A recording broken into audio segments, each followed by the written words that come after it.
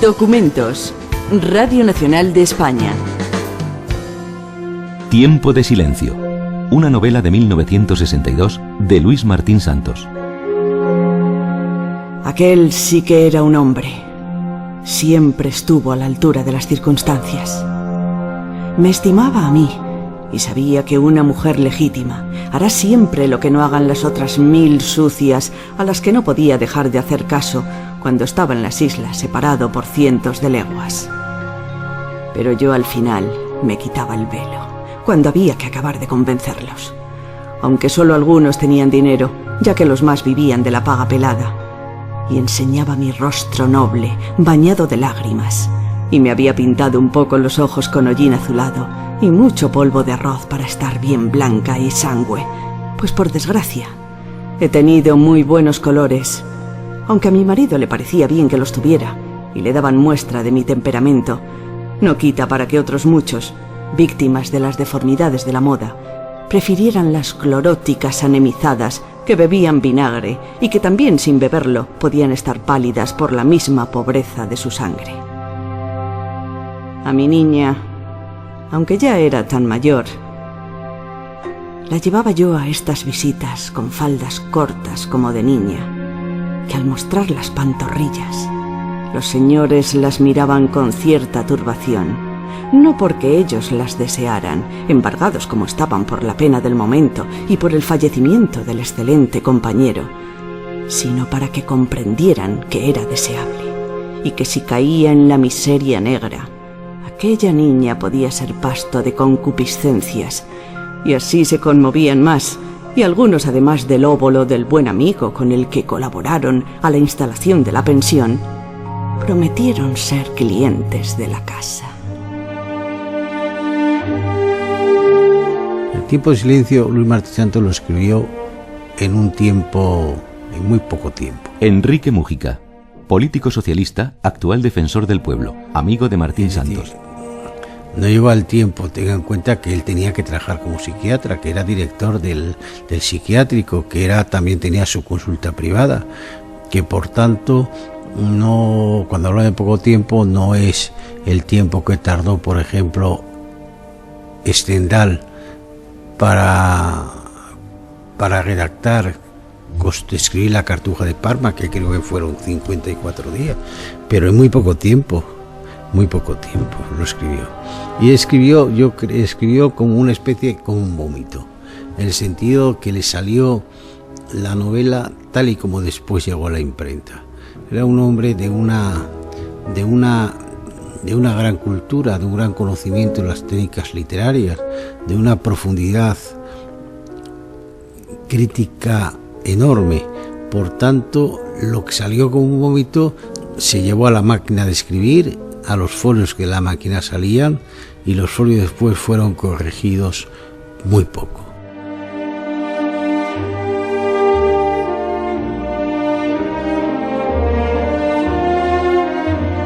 José María Castellet pertenecía al comité de lectura de Seix Barral en los años 60.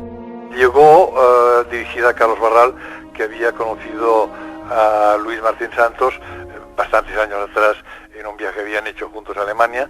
Yo también le había conocido. En aquel momento formábamos un comité de lectura muy compacto y que ha tenido pues incluso una aurea mítica, porque de allí salieron muchos de los libros de la editorial Seix Barral que tuvieron fama en aquel momento, ¿no? Y el libro llegó a manos de Carlos Barral, lo pasó al comité de lectura, y el comité de lectura, yo leía especialmente los libros franceses y españoles, y Carlos, sin leerlo él antes, me lo pasó y me dijo: mira, es de Luis, léetelo con interés. Bueno, no hacía falta porque yo lo voy a leer con interés, y yo me di cuenta que estábamos ante un libro importante sin dar mayor importancia en aquel momento al asunto, de tal modo que en vez de hacer un informe, redacté un papelito que no recuerdo exactamente que decía, pero decía: el libro que hay que publicar, pero quiero tener una reunión para hablar de este libro con el comité de lectura, ¿no? Quiero decir, en vez de hacer un informe rutinario y peculiar.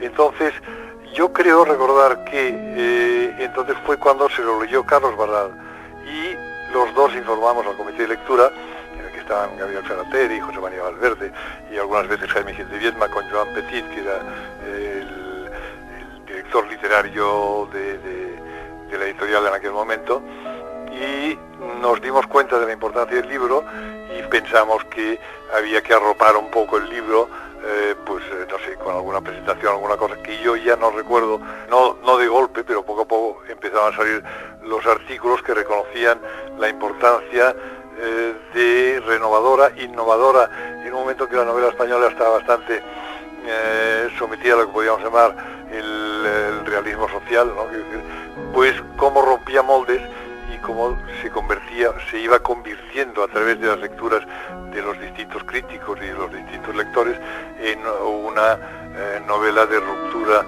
y de apertura a la vez dentro de la literatura española. Alfonso Rey, crítico literario. Tiempo de silencio refiere la historia de un investigador científico llamado Pedro que trabaja en un instituto cochambroso que se supone que pertenece al Consejo Superior de Investigaciones Científicas.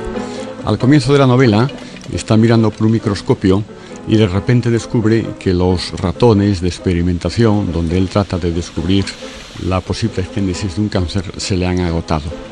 Su servidor en este centro de investigación, Amador, le indica que todavía quedan algunos ratones de esa cepa cancerosa que él ha robado y se los ha dado a un compañero y amigo suyo llamado Muecas para que éste los críe.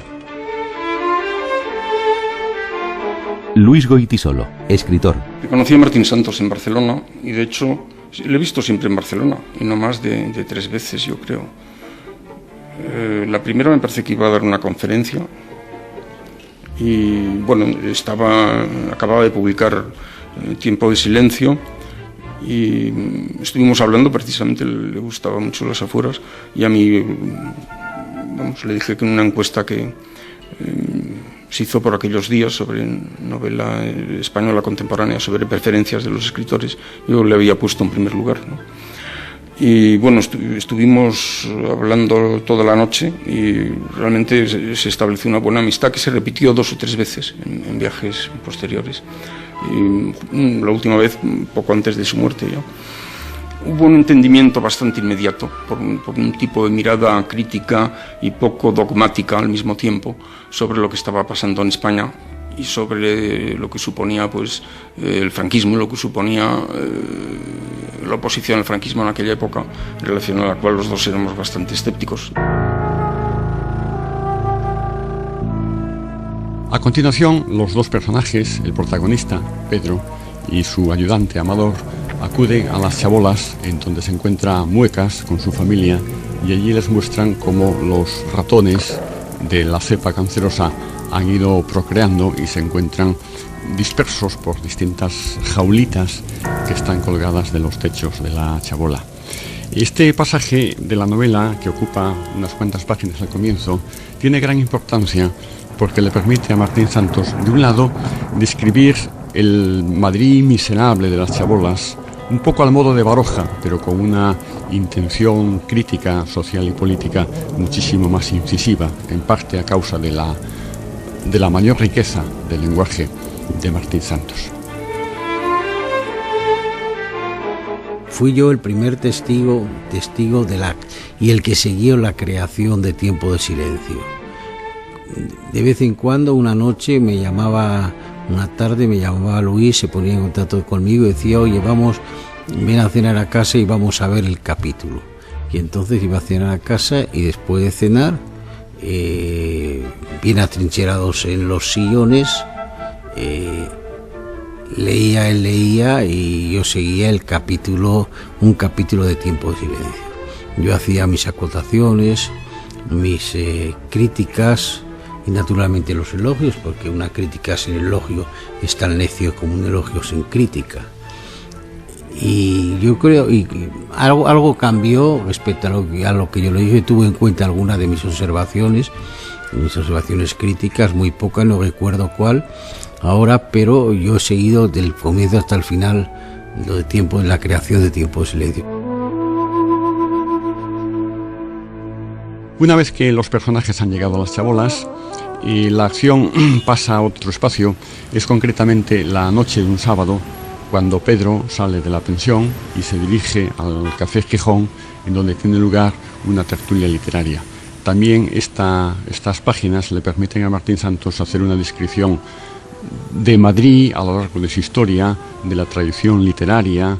Se evoca Cervantes y se evoca el mundo literario de la posguerra con una voluntad claramente crítica.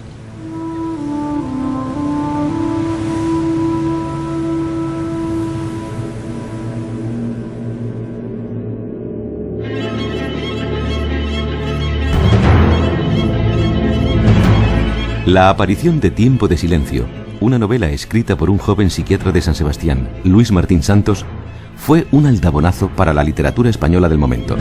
Alfonso Rey y José Carlos Mainer, profesores de literatura y críticos literarios, nos hablan del significado de esta novela innovadora y rupturista y a la vez hondamente arraigada en la tradición literaria española. Supuso una renovación profunda porque a partir de Tiempo de Silencio la narrativa española se orientó en una dirección completamente distinta.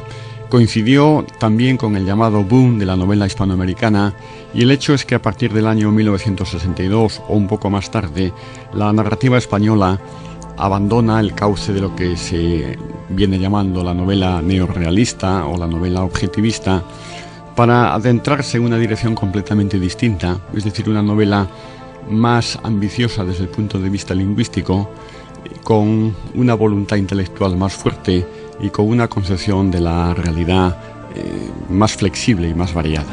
En la medida en que Martín Santos procedió a renovar de una manera radical la prosa de la novelística de su tiempo, a diferencia de lo que sucedía con los novelistas contemporáneos de Martín Santos, este buscó, en primer lugar, una notable variedad estilística a lo largo del relato que contrasta con la tendencia más bien monocorde de la narrativa de su tiempo. Tiempo de Silencio es un hito inevitable. Es una novela que cuando uno vuelve a leerla, pues y yo lo he hecho muchas veces, incluso por razones escolares, porque la he tenido que explicar en clase o dar conferencias sobre ella, pues una veces le encuentra esos pequeños defectos que al principio, ante el primer deslumbramiento, no aparecen.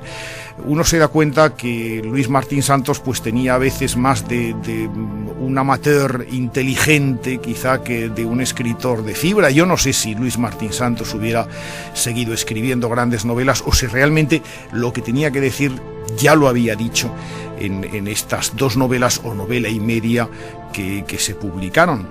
Pero por encima de todo, Tiempo de Silencio es que es un símbolo de la narrativa española, es una forma de cerrar unos caminos y de abrir otros, es una reflexión de un hombre sobre el tiempo histórico que le ha tocado vivir, es una explosión de lenguaje que condujo a una liberación en la literatura española muy significativa. En definitiva, es una novela que siempre nos seguirá hablando y en fin, y detrás de la cual estará un tiempo histórico muy determinado que yo creo que Luis Martín Santos supo interpretar y entender y vivir como nadie. El escritor Luis Goytisolo señala que la renovación de la narrativa española de la segunda mitad del siglo XX había comenzado ya antes, con una novela mítica, El Jarama, de Rafael Sánchez Ferlosio. Es difícil referirse siempre a una sola obra. Yo más bien preferiría referirme a dos, que son El Jarama y Tiempo de Silencio. De cierto modo son dos novelas contrapuestas. El Jarama tuvo una trascendencia enorme, yo creo que inigualada en la novela de la segunda mitad del siglo XX española, en la medida en que supuso una renovación completa del idioma. Y lo importante no es que se aproximase al lenguaje hablado, sino que se distanciase de los clichés literarios que existían anteriormente, de los que adolecían pues, las novelas de Baroja de Unamuno, de Valle Inclán, de todos, ¿no? Un lenguaje muy literario, excesivamente literario. En ese sentido, El Jarama supuso una criba extraordinaria, bueno, muy interesante y muy útil, la verdad. Tiempo de silencio, unos pocos años después, significó casi una vuelta de tuerca. En cierto modo, volver al lenguaje literario, es casi culterano a veces, es un lenguaje muy, muy culto.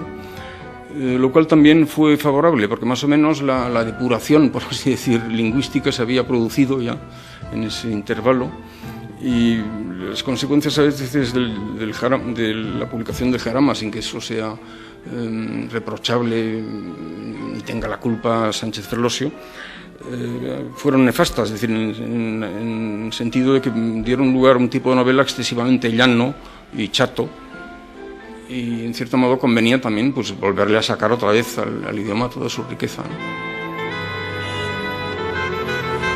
A la salida del café, Pedro, acompañado de su amigo Matías, va a un burdel, se emborracha, vuelve a altas horas de la madrugada a la pensión en donde él vive, y por la noche, ya cuando regresa, pues tiene lugar su primera relación sexual con la nieta de la dueña de la pensión, es decir, con Dorita.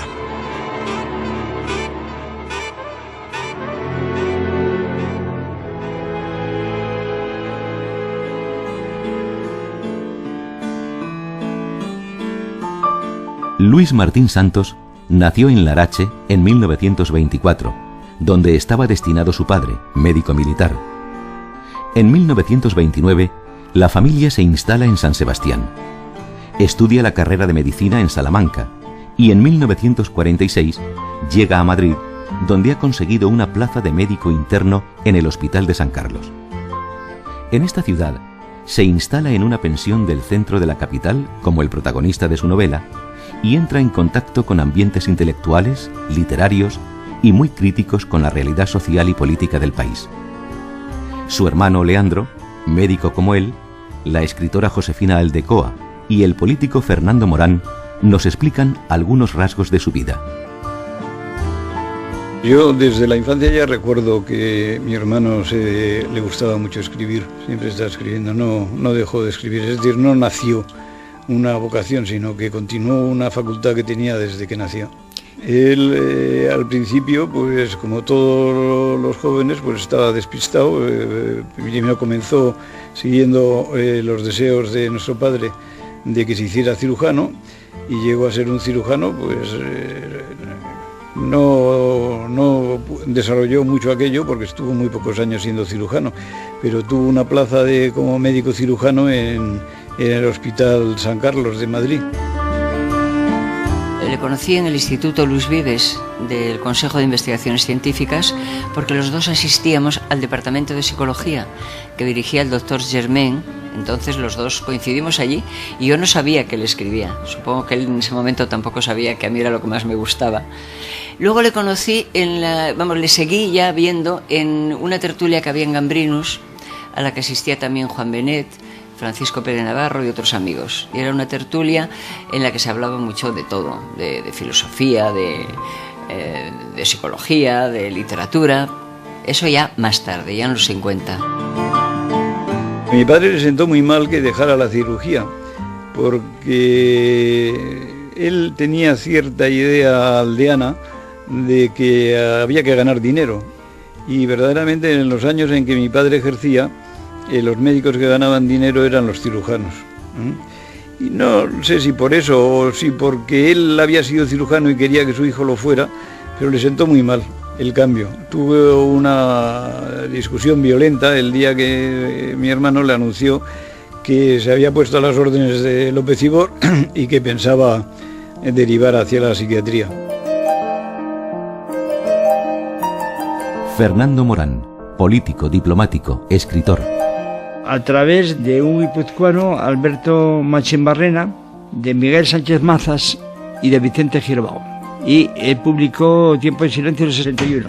El mismo año publiqué yo El Profeta, que fue mi segunda novela en Sés Barral, y también coincidí con él y con Carlos Barral cuando venía por aquí. Coincidí una vez porque yo iba a ver a Baroja alguna vez con Machimbarrena, y he coincidido allí una vez con Martín Santos. Y alguna vez en el Gijón, y alguna vez paseando con él y con Benet por Madrid de noche. persona de una inteligencia excepcional, en primer lugar. Y después, realmente muy comprometida políticamente. En las páginas siguientes, Pedro asiste a una conferencia que da Ortega y Gasset, lo que le permite a Martín Santos hacer una descripción irónica y sarcástica, no tanto del pensamiento de Ortega y Gasset como de lo que él consideraba el elitismo social de Ortega, que era insensible a las diferencias de clase y a la miseria en que viven muchas personas en España. Yo también coincidí con él, y lo vi alguna vez, en las conferencias que daba Ortega en el Barceló, que esas fueron en 1949, por eso esa fecha sí que seguro. Y él iba a esas conferencias. Quizá de allí surgió luego el personaje del que él habla en Tiempo de Silencio, de una especie de filósofo del que él hace una cierta semblanza irónica, que es Ortega, pero que a esas conferencias, que fueron un verdadero, en fin, un bombazo entre la gente que tenía interés por la cultura, el regreso a Ortega y el dar unas conferencias en un sitio al que uno podía ir matriculándose, pues fue muy, muy importante.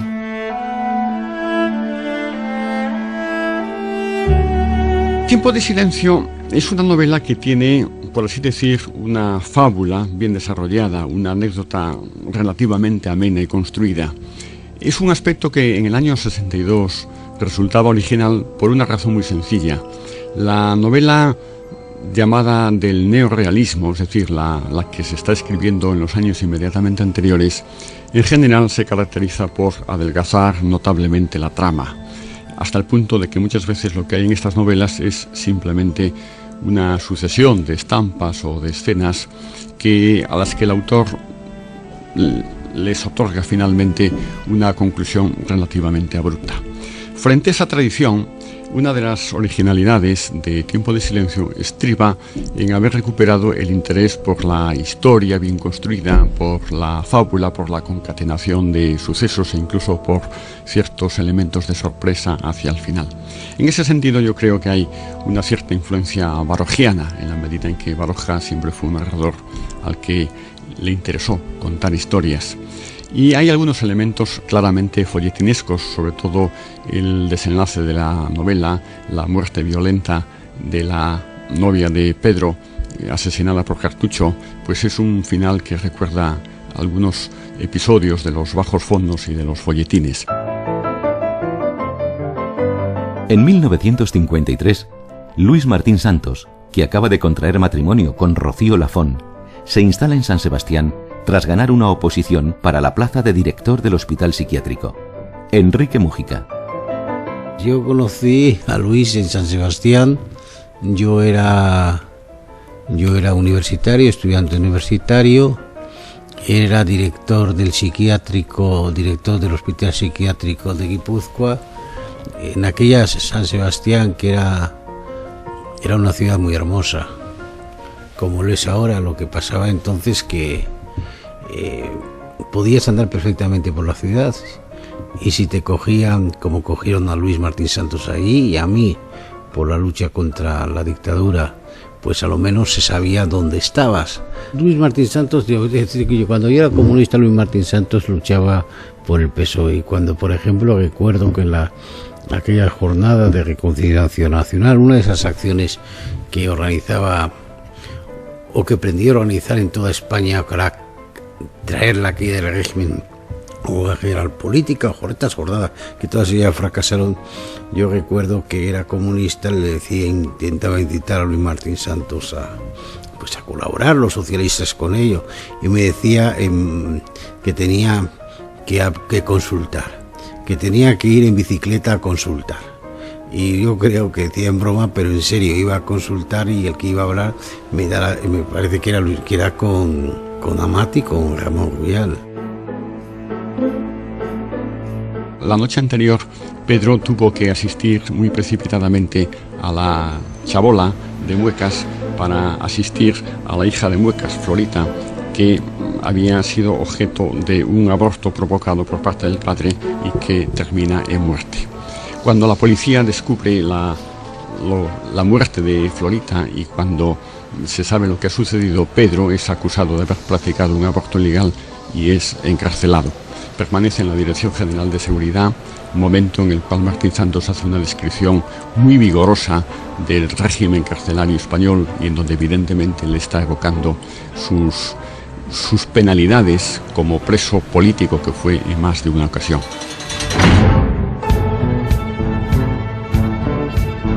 Su militancia política le condujo a la cárcel en 2 ocasiones, una experiencia que se reflejaría en su novela Tiempo de silencio. Pues sí, porque lo he visto 2 veces en la cárcel.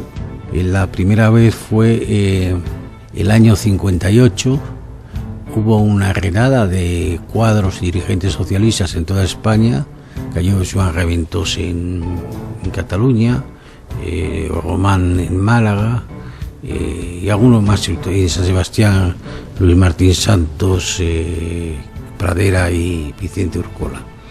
Estuvieron, y todo era una redada cuya cabeza del grupo socialista entonces, de los cuadros de la dirección socialista entonces en el interior de España era Antonio Amat.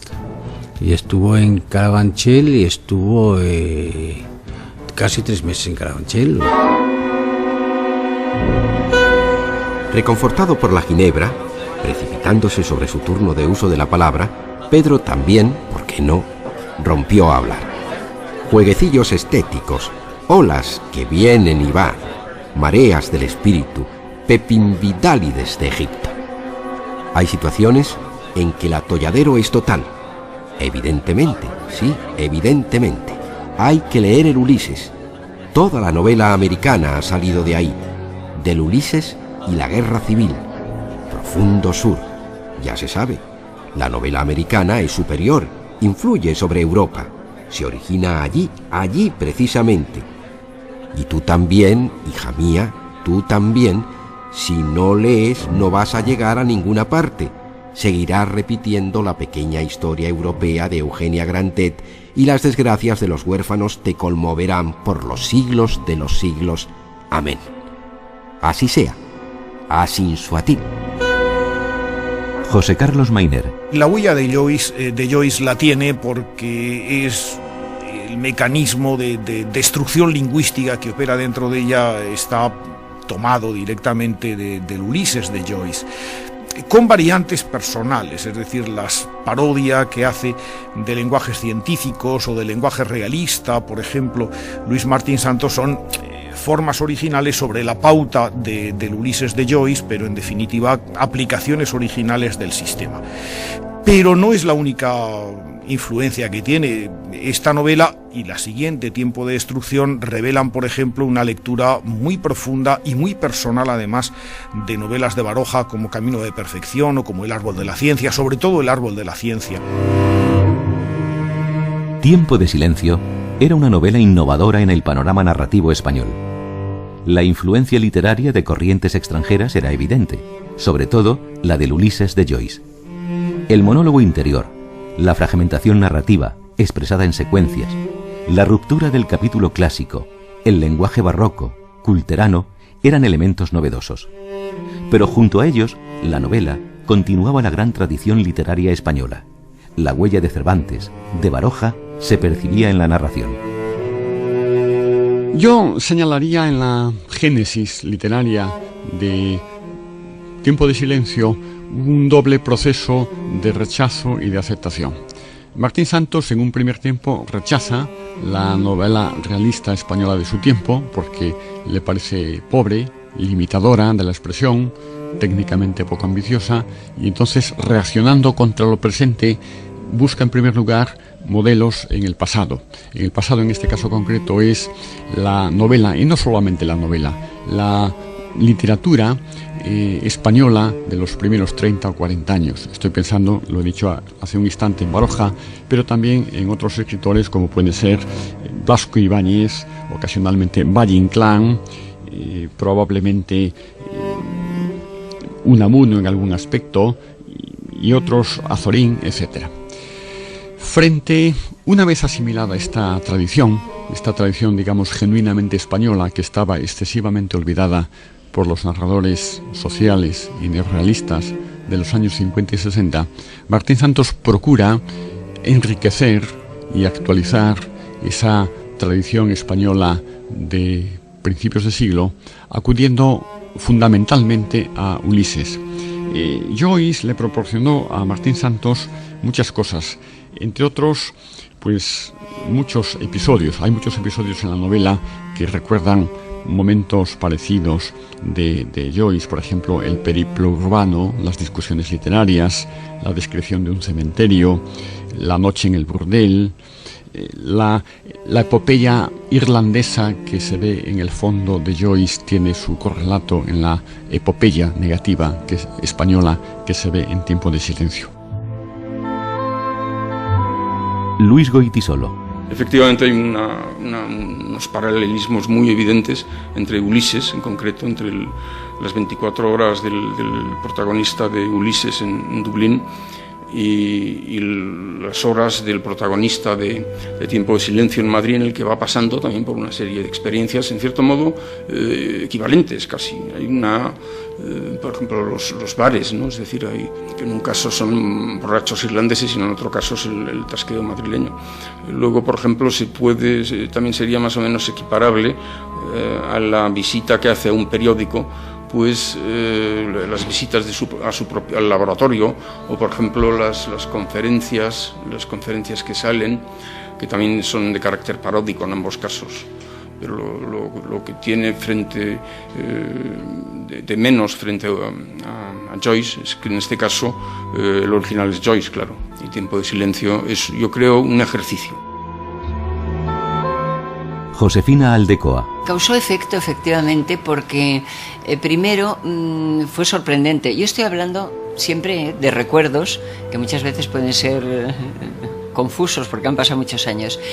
Yo recuerdo que cuando apareció Tiempo de Silencio, ya el grupo de amigos que luego se conocerían como el grupo de los 50, porque es que empezaron todos a escribir en los 50, ya todos publicaban y eran algo conocidos, vamos, para lo que era la época, bastante conocidos, como los jóvenes escritores, y estaban escribiendo. Yo estoy hablando siempre de los prosistas, que era con los que yo tenía más amistad. Los poetas también, pero no vivía tanto su mundo. Entonces estaban escribiendo cuentos y las primeras novelas, que luego se llamaron novelas sociales, realismo social, como se le quiera llamar. Realmente lo que se trataba de hacer y lo que todos queríamos hacer era reflejar la realidad del país. Cuando aparece un poco después, ya en el año 62, el libro de Luis Martín Santos, ya este grupo de escritores estaba muy definido y además estaba muy etiquetado, como digo, como realismo social y realismo político muchas veces. Entonces el libro fue muy curioso y fue interesante. Yo estoy pensando en lo que a mí me produjo, no puedo hablar por todos, pero en lo que a mí me produjo fue una sensación de un libro muy cercano, porque él también trataba temas que a nosotros nos interesaban, de gente que vivía en los barrios que rodeaban la ciudad, personajes que rozaban la picaresca muchas veces, como me parece que era alguien que vendía cobayas a los laboratorios. Pero luego, ¿qué hay de diferente? Aparte de que cada escritor tiene su manera de escribir y su personalidad, pero ¿qué hay de diferente en la temática de ese momento en el libro de Luis Martín Santos? Para mí, literariamente, que él introduce un personaje que ninguno de los demás introducía, que era el narrador. Era él mismo, de algún modo.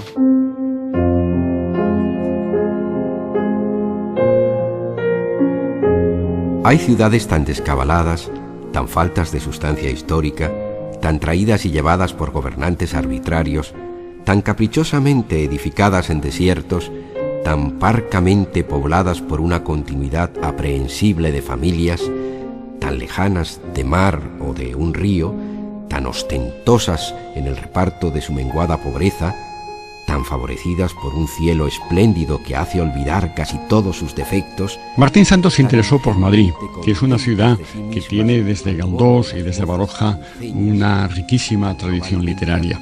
Y también, por qué no decirlo, la Colmena de Cela, que es uno de sus antecedentes inmediatos. Alfonso Rey. Yo creo que Martín Santos se propuso, entre otras muchas cosas, ofrecer una visión distinta de Madrid, en el sentido de que quiso acentuar la división en clases sociales, los diferentes estamentos culturales, los diversos sectores intelectuales y sobre todo, y esto es lo que a mí me parece más importante y uno de los logros más profundos de Tiempo de Silencio, él no se limitó a mostrar Madrid, sino España, es decir, a través de las calles de Madrid, de cualquiera de sus rincones, de los pequeños episodios de la vida madrileña, él lo que nos va mostrando es el conjunto de la vida española. Y no solamente la vida española en el siglo XIX, sino la vida española desde la Edad Media. Es decir, por un procedimiento, vamos a decir, de sinécdoque, Madrid es unas veces Madrid, pero es otras veces España, y es España unas veces en el siglo XX, otras en el siglo XVIII, otras en el XVI y otras en la Edad Media.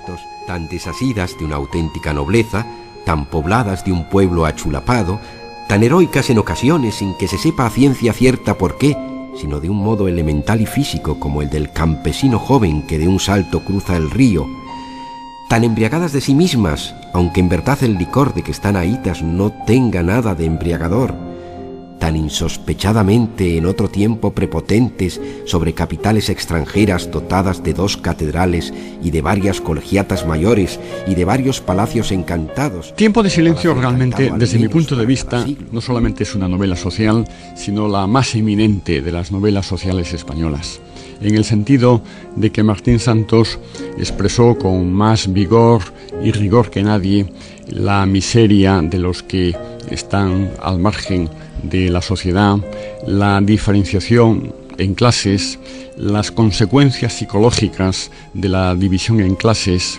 y la arrogancia del poder y la brutalidad de los poderosos. Tiene una intencionalidad política que seguramente es lo que le ha dado más fama y a mí es lo que me interesó menos posiblemente en la época. Porque yo nunca he sido demasiado partidario de mezclar las dos cosas y siempre he preferido la oposición política por un lado y la novela por otra, que bueno, no es que no pueda tener una significación política, una novela puede tenerla perfectamente, pero no está obligado a tenerla. Al mismo tiempo que marxista, en el amplio sentido de la palabra, era también existencialista y quizá todavía era más existencialista que marxista. Digamos que Marx por un lado y Jean-Paul Sartre por otro son sus 2 referentes intelectuales más importantes. Del existencialismo, de Sartre en concreto, Martín Santos aprendió que en el individuo hay un reducto de libertad que es indomable y que el individuo en último término no se puede explicar totalmente a partir de las circunstancias externas, políticas, económicas y sociales. Y él declaró en algunos de sus escritos, desgraciadamente fragmentarios, incompletos, que a él interesaba mostrar no solamente el peso de los condicionamientos sociales en los personajes, sino también ese margen de individualidad que hay en cada hombre y el brillo, lo que él llamaba el brillo de la libertad, que se revela incluso en medio de las circunstancias más desfavorables. Literariamente, esta, digamos, concepción filosófica, en buena medida de raigambre existencialista, se traduce técnicamente en la poderosa individualidad que tienen todos los personajes. En Tiempo de Silencio se puede observar que nunca hay 2 personajes que, perteneciendo a la misma clase social o a la misma categoría intelectual, tengan la misma psicología, sino que están profundamente diferenciados entre sí. Cuando se vinieron del pueblo, yo ya se lo dije, que no encontraría nunca casa. Ella estaba cargado de mujer y de las 2 niñas, pero él estaba desesperado y desde la guerra, cuando estuvo conmigo, le había quedado la nostalgia. Nada, que le tiraba. Madrid tira mucho, hasta a los que no son de aquí. Yo lo soy, ¿no? Nacido en Madrid, de todas las victorias de antes de que hubiera fútbol. Y él se empeñó en venirse. A pesar de que se lo tenía advertido que no viniera, que la vida es muy dura, que sin el pueblo es difícil, aquí también hay que buscársela, que ya era muy mayor para entrar en ningún oficio, solo quieren mozos nuevos, que sin tener oficio iba a andar a la busca toda la vida, que nunca encontraría cosa decente. Todo se lo advertí. Pero él había entrado en la ansión porque estuvo aquí en la guerra y nada, que se vino. Todo vino a caer sobre mí, porque si somos o no somos primos, que si tu madre y mi madre estuvieron de parto en el mismo día, que si cuando tu madre se vino a Madrid la mía estaba sirviendo en casa del médico y que si han de venirse las dos. Total, que me encontré de improviso a toda la familia sobre mis hombros, como aquel que dice. Tras la publicación de Tiempo de Silencio, en 1962, el tiempo de Luis Martín Santos cobra una intensidad dramática. En 1963 muere su esposa en un accidente doméstico. Un año más tarde, en 1964, muere el escritor en un accidente de automóvil.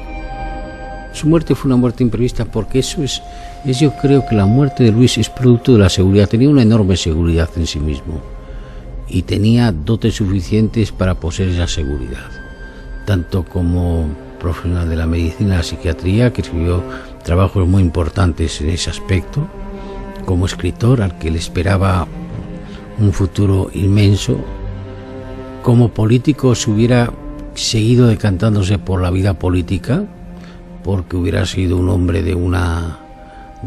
tenía entonces una dimensión de conocimiento de la realidad española y de comunicación, contacto con ella y técnicas intelectuales suficientes para abordar desde un puesto de privilegio esa realidad, y como de todos los aspectos tenía. Y realmente pues esa seguridad tenía incluso al conducir. Luis tuvo coches de muy joven. Cuando salió la primera vez de la cárcel se compró un coche grande, de los más grandes que había en el mercado español, el coche nacional, de los más grandes, precisamente para apabullar a aquella sociedad donostiaga que todavía cantaba las excelencias del caudillo, que era su visitante asiduo en los meses de agosto. Y Luis tenía una seguridad enorme al conducir. Yo creo que tenía tal seguridad al conducir que se puso sobre el cambio de rasante que le causó la muerte, pensando que podía perfectamente saltarse el reglamento y seguir adelante una vez hecho el cambio de rasante sin ninguna consecuencia. Las consecuencias las padecemos sus amigos y la historia y la cultura de este país. Antes de morir, Luis Martín Santos dejó una nueva novela inacabada. José Carlos Mayner, crítico literario y profesor de literatura, se encargaría años más tarde de su edición.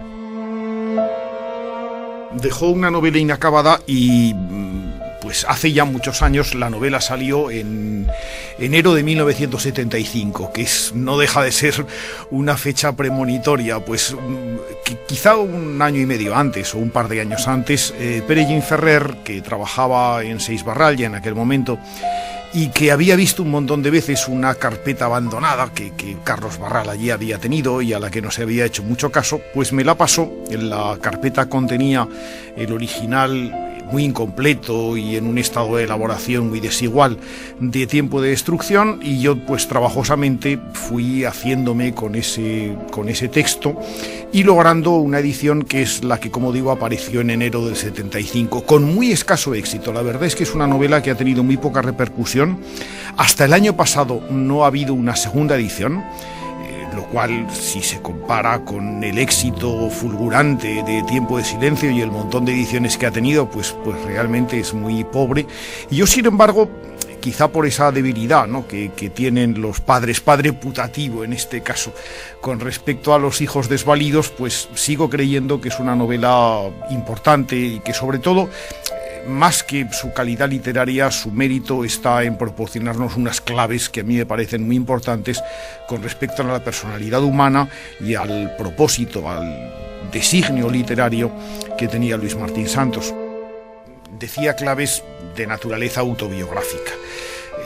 La difícil relación de Luis Martín Santos con su padre, el general Martín Santos, la pérdida muy temprana de la madre, su existencia en el marco de una familia pues muy tradicional, muy conservadora y por lo tanto muy autoritaria española, la necesidad de superar esa especie de estadio de perplejidad, de niño atónito, de niño estudioso pero incompetente para la vida, que Luis Martín Santos vivió muy personalmente y que logró superar en su adolescencia, convirtiéndose en esa persona excepcionalmente brillante, triunfadora, que de hecho fue.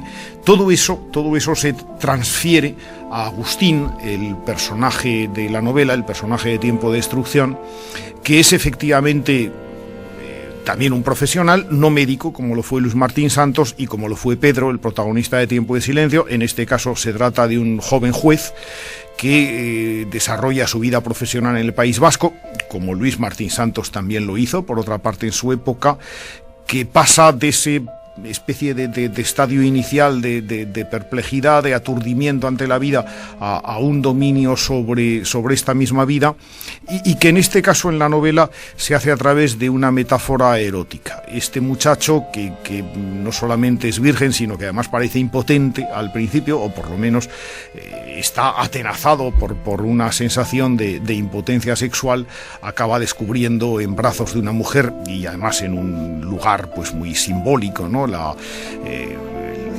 festividad de los disciplinantes en San Vicente de Sonsierra, pues acaba descubriendo la España profunda, acaba descubriendo su propia liberación, pero también seguramente, en el texto por lo menos se apunta, acaba encontrando su propia muerte, ¿no?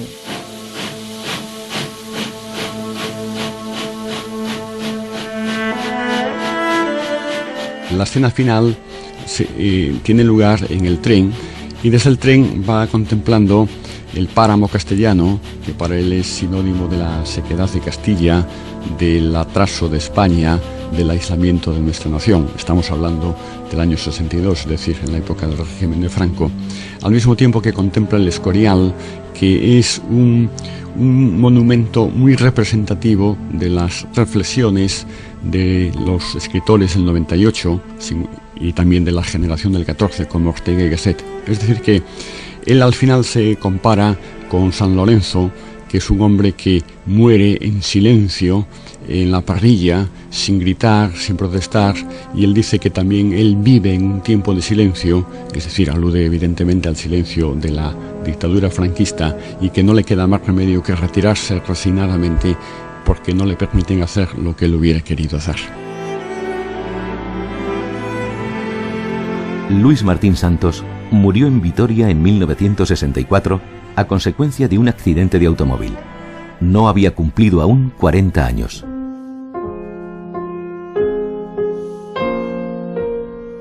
Dejó a un lado la cuesta de Atocha con toda su apertura desabrida y se metió por las callejas más retorcidas y resguardadas de la izquierda. Estaban casi vacías. Siguió andando por ellas, acercándose sin prisa, dando rodeos a la zona de los grandes hoteles.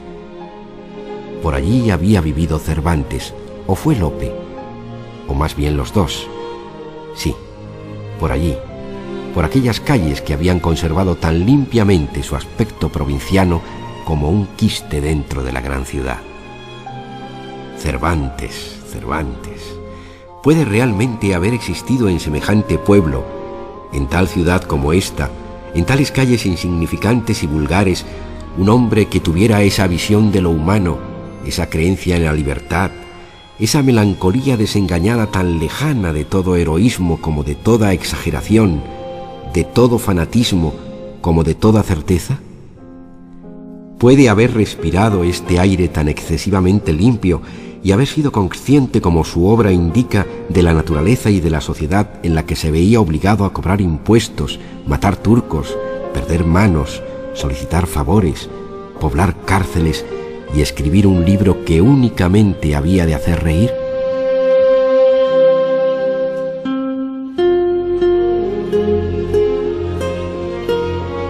Hacemos este programa Miguel Ángel Coleto, Sergio Delgado y Benigno Moreno en la realización y edición digital. Ana Ramos en la producción, José Antonio Ramírez en la narración. Hoy con las voces de Javier Lostalé, Ángel Marco y Lourdes Guerras. Dirección Elvira Marteles.